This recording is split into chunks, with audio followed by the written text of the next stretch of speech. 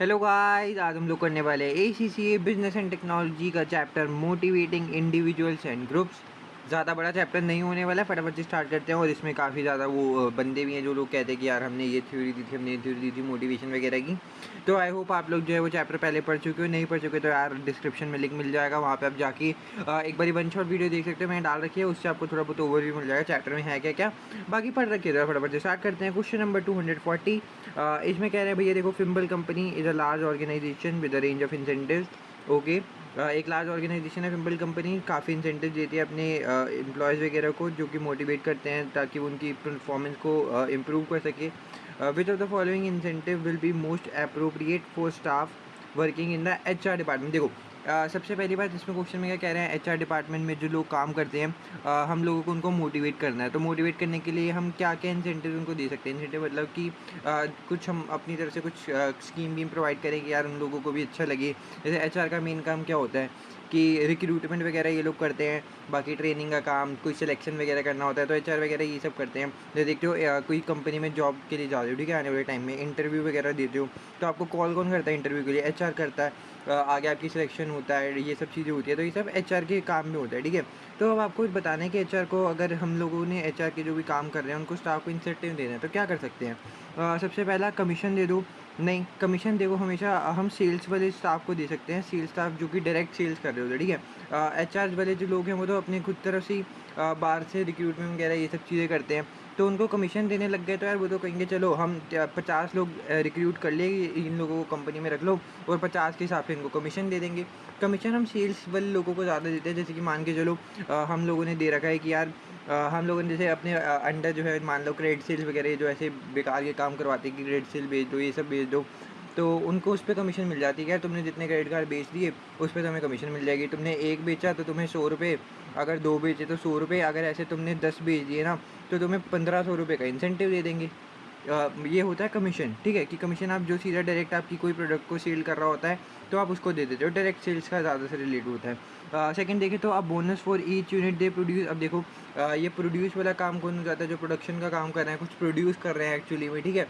अब यहाँ पे कोई प्रोड्यूस थोड़े कर रहे हैं आज ये लोग, मतलब अगर कोई एम्प्लॉय हायर कर रहे हैं तो इसमें कोई प्रोड्यूस थोड़े है। वो कहेंगे यार हम लोग 50 एम्प्लॉय को ले आए, तो क्या उन्होंने 50 एम्प्लॉय प्रोड्यूस कर दिए? तो उनको इस हिसाब से तो कैसे देंगे?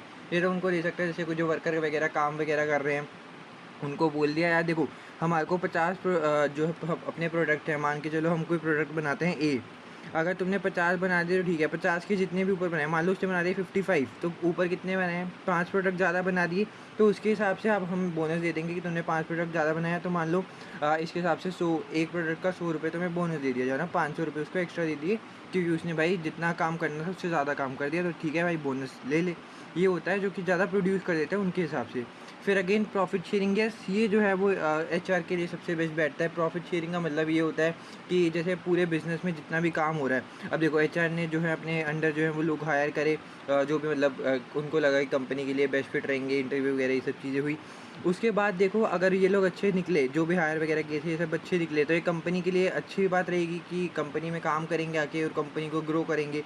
कंपनी ग्रो करेगी तो कंपनी का प्रॉफिट भी ग्रो करेगा, और प्रॉफिट ग्रो करेगा तो भैया एक ना HR के पास जाएंगे, देखो आप लोगों ने ना काफ़ी अच्छे अच्छे जो है वो लोग हायर करे थे हमारे बिज़नेस में, इन्हीं बंदों की वजह से हमारा जो बिज़नेस है वो काफ़ी अच्छा चल रहा है। ठीक है भाई, तो आपकी वजह से बिज़नेस अच्छा चल रहा है, लो हमारे को प्रॉफिट हो गया ना, हम आपको 1% प्रॉफिट का हिस्सा आपको दे देते हैं। तो 1 करोड़ का अगर बिज़नेस हो भी रहा है तो 1% भी काफ़ी ज़्यादा हो जाता है, ठीक है।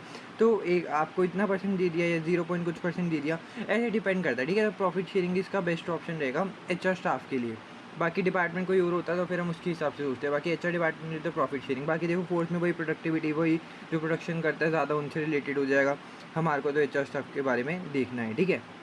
इसके बाद क्वेश्चन नंबर 241, इसमें कह रहा है अकॉर्डिंग टू हर्जबर्ग भैया एक थ्योरी दी थी इन्होंने भी मोटिवेशन की, offering employees career progression and status increases within the organization will improve their motivation. इसका मतलब ये है कि अगर हम जो भी एम्प्लॉय हैं, मान के चलो ये मैं जॉब कोई प्रोवाइड करता हूँ लोगों को, मैं बॉस हूँगा, ठीक है। तो मैंने कह दिया यार कि देखो मैं तुमको मोटिवेशन देने के लिए मैं ये कह दिया भाई देखो बहुत अच्छे से जी जान लगा के काम करो, जैसे भी मैं पढ़ा रहा हूँ, ठीक है, तो मेरे अंडर जैसे काफ़ी ज़्यादा स्टूडेंट आएंगे, मैं उनको बोलूँगा देखो बहुत अच्छे तरीके से पढ़ो, अगर तुम लोग पढ़ोगे तो इसमें मेरा कोई फ़ायदा नहीं है, तुम्हारे करियर का ही फ़ायदा है। तुम लोग ACCA बन जाओगे, तुम लोग आगे जाके काम करोगे, बड़ी बड़ी कंपनियों में काम करोगे, ठीक है, तो तुम्हारा करियर आगे बढ़ेगा, तुम्हारी जो भी बेसिक नीड्स होंगी, फिर जो भी ऐसे हम मैस्लो में भी पता है ना कि स्टार्टिंग में बंदों की बेसिक नीड्स आती थी, वो सब भी हम इसमें वैसे पढ़ने वाले हैं। तो जो भी तुम्हारी नीड्स हैं, फिर तुम्हारी सेफ्टी नीड्स पूरी होंगी, तुम्हारे को जितना चाहिए था, फिर अच्छे से बड़े बड़े घर खरीदोगे, गाड़ियाँ खरीदोगे, है ना। तो ऐसे टाइप के मैं मोटिवेट करूँगा और स्टेटस तुम्हारा इंक्रीज़ होगा। पहले तुम्हें कोई जानता नहीं होगा, फिर बाकी बाद में धीरे धीरे करके तुम्हें लोग सर करके भी पुकारेंगे, तो इससे मोटिवेशन मिलती है, ठीक है। तो हर वक्त का यही कहना था कि अगर तुम एम्प्लॉयज़ को कहो कि यार तुम्हारा करियर ऐसे ऐसे बढ़ेगा और तुम्हारा स्टेटस ऐसे ऐसे बढ़ेगा, तो एम्प्लॉयज़ उससे मोटिवेट होते हैं, है ना। तो यही हर्ज़बर्ग ने एकदम सेम बात कही थी, बाकी इसकी पूरी एग्जैक्ट डेफिनेशन ले रखी है, तो इसलिए ये वाली स्टेटमेंट क्या है, true. Okay, 242, motivation refers to how hard you are willing to work, while satisfaction refers to your contentment with your job. ये भी एकदम सही स्टेटमेंट है। मोटिवेशन का मतलब होता है, देखो एक तो मोटिवेशन ऐसा हो सकता है कि भैया हमें ऐसा लग रहा है यार हाँ ये काम तो मेरे को करना ही करना है, जो मर्जी हो जाए ये काम मैं करके ही रहूँगा। आप लोगों ने इसी स्टार्ट करने से पहले सोचा कि भैया ACCA मैं कर ही रहूँगा, चाहे कोई भी आए, कुछ भी ऐसी तैसी हो, मेरे को ACCA करना है, कभी भी हार नहीं मानूंगा, बाहर वाले कुछ भी बोलें, कैसा भी करें, लेकिन मेरे को तो ACCA करना है। ये आपके अंदर जो है वो मोटिवेशन आ गई, ठीक है। अब सेटिस्फेक्शन क्या होता है, satisfaction refers to your contentment. Contentment का मतलब होता है कि आप कितने खुश हो उस काम करने से। अब आप लोगों ने ACCA का एग्जांपल ले लो, आप लोग ACCA कर दिया, भैया मोटिवेशन में कि भैया काफ़ी चल रहा है आजकल, डिमांड काफ़ी ज़्यादा आ रही है, हर एक बंदा देख रहा हूँ, तो मैं ये भी कर रहे हैं, काफ़ी पॉपुलर कोर्स भी होता जा रहा है धीरे धीरे। तो एक काम करता हूँ मैं, तो मोटिवेशन के हिसाब से ये मेरे को मोटिवेशन आ गया कि मैं कर सकता हूँ, मेरी जो है वो अकाउंट सब बढ़िया है, ये सब चीज़ें मेरी काफ़ी अच्छी हैं और मेरे को लगता है मैं ये चीज़ें कर सकता हूँ, मैं कर लेता हूँ, ठीक है।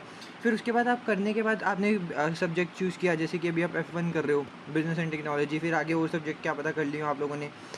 तो ऐसे वो पता चलता है कि आपको क्या वो पढ़ने में मज़ा आ रहा है, आप क्या खुश हो करने से, आपको इंटरेस्ट था काफ़ी कॉमर्स की फील्ड में, ठीक है, तो आप लोगों ने ACCA चूज़ करा, आप सब्जेक्ट पढ़ रहे हो, आप खुश हो काफ़ी कि हाँ यार मेरे को तो कॉमर्स की लाइन में जाना था, मैं कॉमर्स पढ़ रहा हूँ, तो मैं सेटिस्फाइड हूँ कि जो मैंने चूज़ किया वो सही है, जो मैं काम कर रहा हूँ उससे मैं अगर खुश हूँ तो वो सेटिस्फेक्शन होता है, और वो मैं काम किस लिए कर रहा हूँ, किस वजह से कर रहा हूँ, वो मेरी मोटिवेशन है।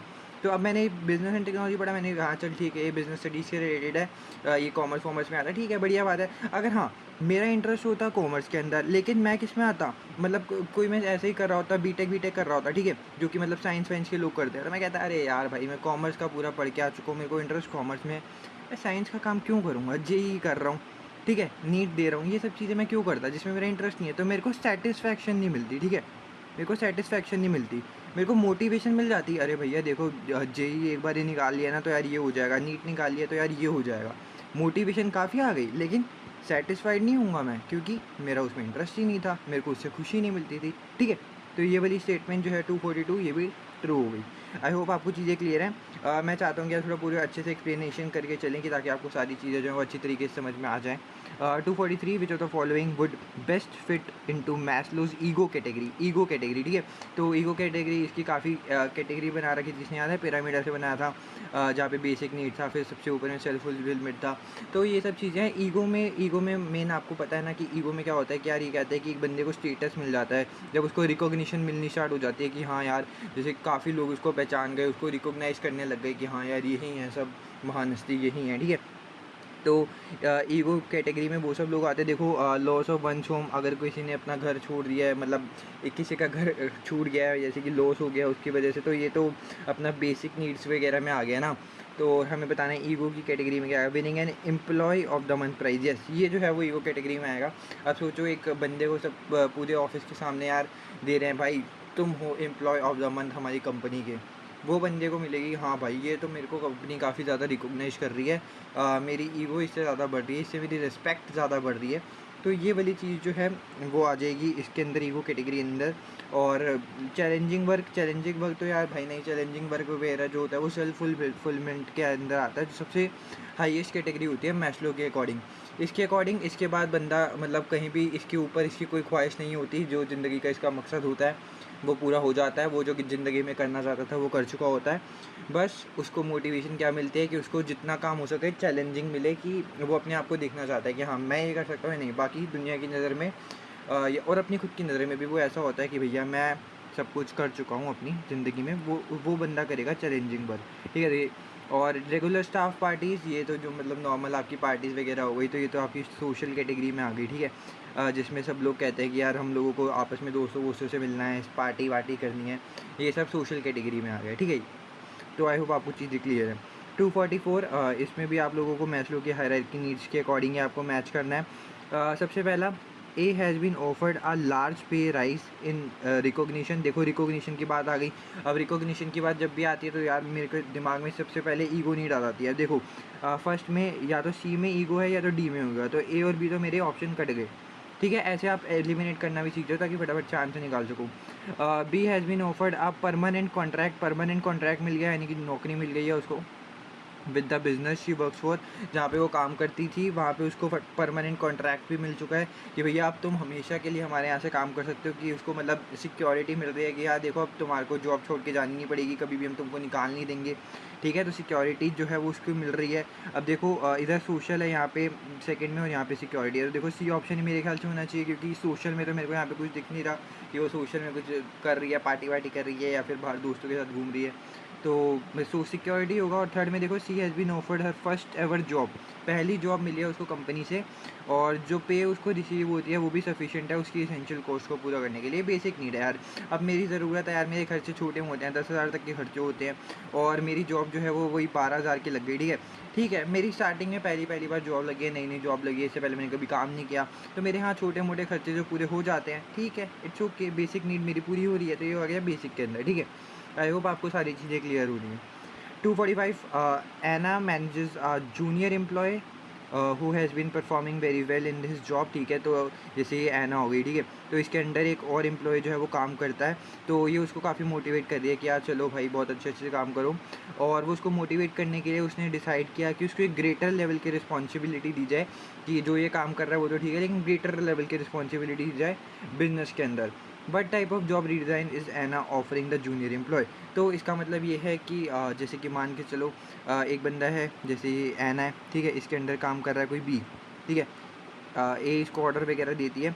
अब ये चाहती है भाई देखो बी अब मोटिवेट चाहती है कि वो काफ़ी टाइम से एक ही जॉब पे काम कर रहा है, वो चाहती है कि इसको रिस्पॉन्सिबिलिटी ज़्यादा मिले, ज़्यादा अच्छे से काम संभाले, तो इसने इसको हायर पोस्ट ऑफर कर दी।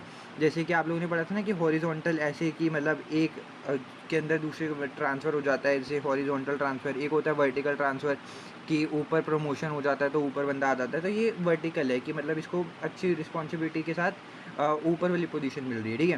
तो ये वर्टिकल वगैरह हो रहा है। अब देखो आपको बताना है कौन सा जॉब रीडिज़ाइन है। देखो जॉब इनलार्जमेंट तो ये नहीं है, जॉब इनलार्जमेंट का मतलब ये क्या नहीं होता, इसका मतलब तो काइंड ऑफ आप कह सकते हो कि आप जैसे एक ही जहाँ पर काम कर रहे हो ना जो सी पोजीशन पे, अब बस उसी पोजीशन में आप काम करते रहोगे, बस हल्की फुल्की जो है आपके टास्क बढ़ा दिए जाएंगे। जैसे मान के चलो आपको कहते हैं पहले आप लोगों को ये चीज़ संभालनी थी कि मान लो कि चलो 50 प्रोडक्ट्स बनाने हैं, ठीक है, तो अब आपको कह देंगे यार एक काम करो 53 प्रोडक्ट बना दो, बस थोड़े बहुत टास्क जो हैं वो बढ़ा दिए जाएंगे, बाकी जो आपका काम है वो वही रहेगा, ठीक है। तो ये जॉब इनलार्जमेंट होता है, तो ये तो नहीं होगा। जॉब रोटेशन, भाई अगेन जॉब रोटेशन का मतलब होता है कि देखो पहले एक बंदा इस पोजीशन में काम कर रहा था और इसके बाद उसको शिफ्ट करके वापस से इस पोजीशन में डाले, मतलब उसका कोई लेवल नहीं बढ़ा है, जितनी रिस्पॉन्सिबिलिटी पहले थी वह उतनी उसको है। मान के चलो एक बंदा है उसको परचेज भी अच्छे से आती है, उसको सेल भी अच्छे से आती है, ठीक है, तो उसको क्या कहा यार तो परचेज का काम कर लेता है बहुत अच्छे से, काम कर, आज ना सेल्स का काम कर ले, या फिर अब से सेल्स का काम कर ले, तो बस वो है तो डिपार्टमेंट में एक ही, अभी पहले परचेज में कर रहा था अब सेल्स में कर लेगा, एक ही डिपार्टमेंट में शिफ्ट हो रहा है, तो जॉब रोटेशन भी नहीं होगा। वही जॉब स्विचिंग भी एकदम सेम होता है जॉब रोटेशन की तरह, बस ये होता है कि जॉब स्विचिंग क्या होती है, टेम्प्रेरी होती है। मान के चलो कि हमने उसको बोला था सेल्स में चला जा, क्योंकि आज ना सेल्स वाले जो भी काम करता था वो 1 महीने की छुट्टी में है, तो एक काम कर तू सेल्स का कर ले, तो उसको जॉब स्विच कर दी। लेकिन जॉब इनरिचमेंट ये होता है हमारा आंसर, और जॉब इनरिचमेंट का मतलब यही होता है कि हम ज़्यादा रिस्पॉन्सिबिलिटी देते हैं, ज़्यादा उसको पावर वगैरह देते हैं कि वो बड़े लेवल पे काम कर सके, ज़्यादा उसको रिस्पॉन्सिबिलिटी मिले और ज़्यादा रिस्पॉन्सिबिलिटी के साथ वो अच्छे से काम भी कर सके, तो वो होता है जॉब इनरिचमेंट। आगे चलते हैं question number 246। If you believe that you have theory Y workers which two of the following should a manager adopt. Theory Y workers आपको पता है मैकग्रेगर भाई साहब, देखो अगला क्वेश्चन मैकग्रेगर वो थ्योरी एक्स है, तो थ्योरी एक्स थ्योरी वाई जो है वो इन लोगों ने बताया था 2 टाइप के लोग होते हैं। थ्योरी एक्स वाले क्या होते हैं भाई, ये तो होते हैं काफ़ी लेज़ी टाइप के बंदे जो काफ़ी आलस वालस फरमाते हैं, मतलब काम से पीछे ही छुटाते हैं भैया, मतलब काम मजबूरी में एक टाइप से कर रहे होते हैं, ज़्यादा मतलब इनको काम करना अच्छा नहीं लगता है, ठीक है। और थ्योरी वाई वाले जो लोग होते हैं वो काफ़ी मतलब बढ़िया लेवल के बंदे होते हैं, वो चाहते हैं कि यार उनको और अच्छा काम मिले और मेहनती काम मिले। अगर उनको कम काम मिल रहा है तो वो कहें भैया हम और काम करेंगे, लेकिन आप हमारी पे वगैरह अच्छी करो, क्योंकि ये इनको काम करना आप काफ़ी अच्छा लगता है। तो थ्योरी वाई वर्कर्स काफ़ी बढ़िया लोग होते हैं जो काम करना चाहते हैं, और थ्योरी एक्स वाले होते हैं कि भैया नहीं हमें काम नहीं करना, काम से दूर भागते हैं, ठीक है। तो थ्योरी वाई वर्कर्स में कौन सा जो है वो मैनेजर स्टाइल जो है वो लेना चाहेगा, अथॉरिटेरियन, पार्टिसिपेटिव, या फिर एम्फोसिस ऑन एम्प्लॉय डेवलपमेंट। अब देखो दो आपको बताने हैं, तो देखो सबसे बड़ी बात तो ये, अगर थ्योरी वाई वाले वर्कर्स है तो अपने आप से काम करना चाहेंगे, तो अथॉरिटेरियन तो मैं लगाना चाहूँगा इन पर। अथॉरिटेरियन क्या होता है कि एक जो मेन मैनेजर है, जो लीडर है, वो उस पर ऑर्डर वॉर्डर चलाएगा और बाकी सबको वो काम मानना पड़ेगा। खुद सोचो, जो जैसे एक एग्जांपल लो, ठीक है, एक टीचर है, बाकी सारे बच्चे हैं, सारे बच्चे काफ़ी ज़्यादा होशियार है, तो टीचर को कोई ज़्यादा चिक करने की ज़रूरत नहीं पड़ेगी कि यार पढ़ लो, क्योंकि बच्चों को खुद को पता है हम पढ़ लेंगे तो इट्स ओके, हम पढ़ लेंगे इट्स ओके। तो वो चीज़ अब वहाँ पे कोई अच्छे बच्चे हैं यार कि ये पढ़ते ही नहीं है, मानते ही नहीं है, फिर टीचरों को समझाना पड़ता है, सीखना पड़ता है, चिल्लाना पड़ता है, तो वहाँ पे दिक्कत आती है। वहाँ पे थोड़ी डिफरेंशियल चल जाता है कि हाँ मेरे को काफ़ी ज़्यादा ऑर्डर वॉर्डर देने पड़ेंगे, अगर कुछ नहीं करता तो पनिशमेंट भी देनी पड़ेगी, ठीक है। तो ए कट गया, तो इसके हिसाब से बी और सी मेरे ऑप्शन सही हो गए। पार्टिसिपेटिव स्टाइल क्या होता है कि यार उनकी बात सुनो, उनको जो है वो थोड़ी लाइबिलिटी दो कि हाँ इंडिपेंडेंस से काम वगैरह कर लो, और एम्प्लॉय की डेवलपमेंट पे फोकस करो कि जी जैसे जैसे वो आगे बढ़ता जाए उसको नया नया सीखने को मिलता जाए, अपने करियर में भी वो आगे आगे बढ़ता जाए, क्योंकि यही थ्योरी वाई वाले लोग चाहते हैं। ओके, तो बी और सी इसका सही होगा। अब 247 वही, अब थ्योरी एक्स की बात करते हैं। आपको बताया मैंने काफ़ी लेज़ी, काफ़ी आलसी लोग होते हैं ये लोग। तो इन लोगों को हमको बताना है कि ये मोटिवेट किस हिसाब से होंगे। अब बताओ, कोई आलसी आदमी है, उसको मोटिवेट करने के लिए क्या कर सकते हो? मनी या फिर सिक्योरिटी के बारे में कह सकते हो, इससे तो यार भाई देख तेरे को इतना पैसा मिलेगा। आलसी से आलसी बंदा भी क्या कहेगा, मेरे को पैसा मिल रहा है चल ठीक है यार कर लूँगा, कोई बात नहीं।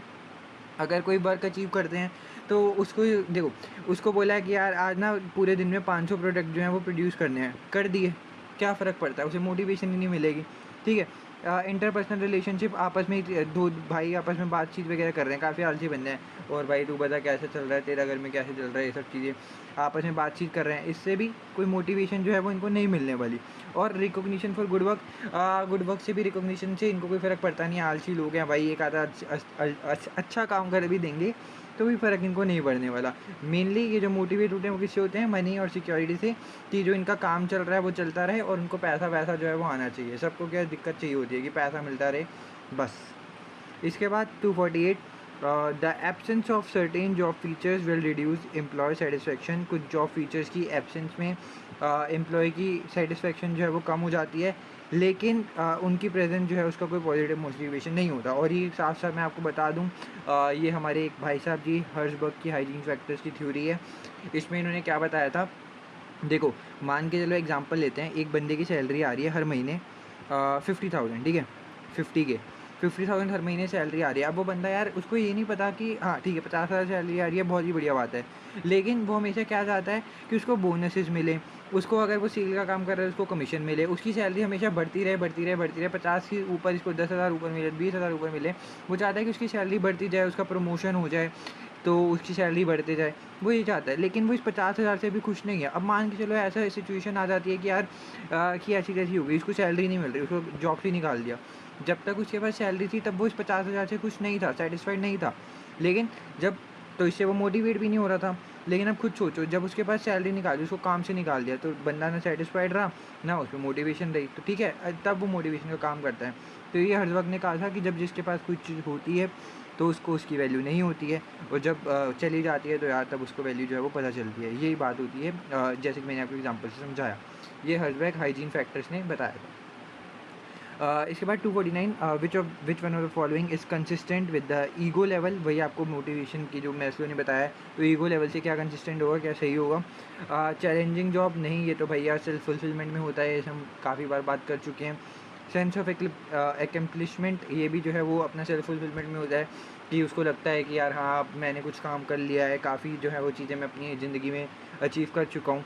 तो जॉब टाइटल देखो, ये जॉब टाइटल जो है वो ईगो के अंदर आ जाएगा कि उसकी जॉब का टाइटल क्या है, मतलब कौन से ऊपर लेवल का बंदा है, टॉप लेवल का बंदा है, तो यार उसको मिलेगा कि हाँ ज़्यादा उसकी रिकॉग्निशन मिल रही है, फिर ऊपर ऊपर जाता जाएगा, है ना। तो जो भी जॉब टाइटल होगा, और जॉब सिक्योरिटी तो नहीं आ रही है, तो मतलब नॉर्मल आप सिक्योरिटी वाला फैक्टर कहते हो कि यार हाँ उसकी जॉब जो है वो सिक्योर है या फिर नहीं है। इसके बाद लास्ट क्वेश्चन 250। इसमें देखो, if a business operates a piece work system क्या होता है, जहाँ पे एम्प्लॉय जो है वो पे करे जाते हैं जितने भी यूनिट्स वो प्रोड्यूस करते हैं। एक एम्प्लॉय ने 1 यूनिट प्रोड्यूस किया उसके हिसाब से, 10 किया उसके हिसाब से, ठीक है, एक रेट फिक्स कर देते हैं और जितने भी वो प्रोड्यूस करेगा उतने उसको पैसे मिल जाएंगे, ठीक है। तो अब आपको बताना है, it mean that employee will need to be encourage to ensure that the quality of the work is high. Obvious सी बात है यार। अब बताओ, एक बंदे को तुम कह रहे हो कि एक दिन में 10 करने हैं, ठीक है। अब वो तो चाहेगा कि यार मैं 10 से ज़्यादा ही प्रोड्यूस कर दूँ, क्योंकि उसको जितने यूनिट बनाएगा उसके हिसाब से पैसा मिल रहा है। तो मान के चलो उसने 15 यूनिट प्रोड्यूस कर दिए, तो मान के चलो एक यूनिट पर उसको 10 रुपये मिलते हैं, तो 15 पे कितने मिल जाएंगे, 150। लेकिन ये बात तो है कि उसको एक्स्ट्रा पैसा मिल जाएगा, लेकिन ये ना हो यार कि वो ज़्यादा यूनिट प्रोड्यूस करने के चक्कर में क्वालिटी से सेक्रीफाइस कर जाए। मान के चलो वो कहेगा भैया यूनिट ही तो बनाना है, एक प्रोडक्ट ही तो बनाना है, बना देता हूँ, लेकिन क्या पता उसकी क्वालिटी से कॉम्प्रोमाइज़ हो जाए, क्या पता गंदी क्वालिटी का बना दे कि बस हाँ मेरे को जो है वो यूनिट एक्स्ट्रा बनाने हैं, क्योंकि मेरे को उसी के हिसाब से पैसे मिलेंगे, जितने ज़्यादा यूनिट उतने ज़्यादा पैसे। लेकिन ये ना हो कि गंदी क्वालिटी का बना दें, यूनिट ज़्यादा बन जाए लेकिन क्वालिटी ख़राब हो, उसका क्या फ़ायदा, है ना। तो ये वाली स्टेटमेंट जो है वो ट्रू हो जाएगी, एकदम सही बात है, ठीक है। तो इसलिए एम्प्लॉय को इंकरेज करना चाहिए, भाई यूनिट तो बनाओ लेकिन उसमें क्वालिटी के साथ कोई कॉम्प्रोमाइज़ मत करो। इसी के साथ हमारा ये वाला चैप्टर भी खत्म होता है। होप आपको वीडियो अच्छी लगी। वीडियो अच्छी लगे लाइक कर देना, चैनल पर सब्सक्राइब कर देना। मिलते हैं नेक्स्ट वीडियो में, बाय बाय।